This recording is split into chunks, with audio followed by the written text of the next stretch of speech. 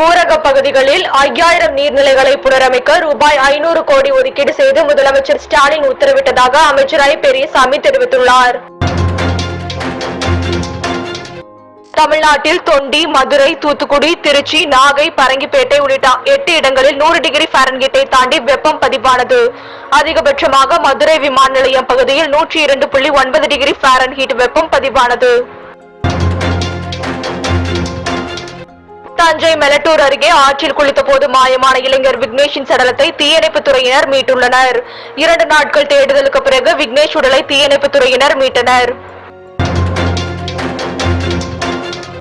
அமைச்சர் உதயநிதிக்கு வரவேற்பளிக்கும் பணிகளில் மாணவர்களை ஈடுபடுத்துவதற்கு கண்டனம் தெரிவித்துள்ளார் முன்னாள் அமைச்சர் ஆர். பி. உதயகுமார்.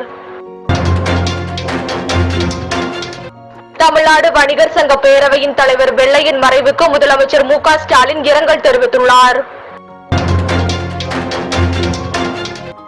பெண் அதிகாரியை பாலியல் வன்கொடுமை செய்த புகாரில் விமானப்படை விங் கமாண்டர் மீது வழக்கு பதிவு செய்யப்பட்டுள்ளது. ஸ்ரீநகர் விமானப்படை தளத்தில் தன்னுடன் பணிபுரியும் பெண் அதிகாரியை விங் கமாண்டர் பலாத்காரம் செய்ததாக புகார் அளிக்கப்பட்டுள்ளது. சிறுமி பாலியல் வன்கொடுமை தொடர்பாக புகார் அளிக்க சென்ற பெற்றோரை போலீசார் தாக்கியதாக கூறப்படும் விவகாரத்தில் நாளேடு செய்தி அடிப்படையில் தாமாக முன்வந்து வழக்கை விசாரணைக்கு எடுத்துள்ளது உயர்நீதிமன்றம். பாரிஸ் பாராலிம்பிக் போட்டிகளில் பதக்கம் வென்ற இந்திய வீரர் வீராங்கனைகளுக்கு ரொக்க பரிசு அறிவிக்கப்பட்டுள்ளது.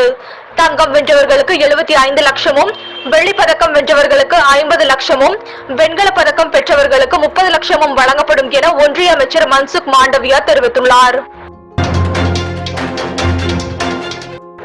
கர்நாடகாவில் இருந்து தமிழ்நாட்டுக்கு கடத்தி வரப்பட்ட ரூபாய் 3 லட்சம் மதிப்பிலான குட்கா ஹான்ஸ் பறிமுதல் செய்யப்பட்டது. தமிழ்நாடு, கர்நாடகா இடையே சரக்கு வாகனத்தில் கடத்தி வரப்பட்ட குட்கா பொருட்கள் பறிமுதல் செய்யப்பட்டது.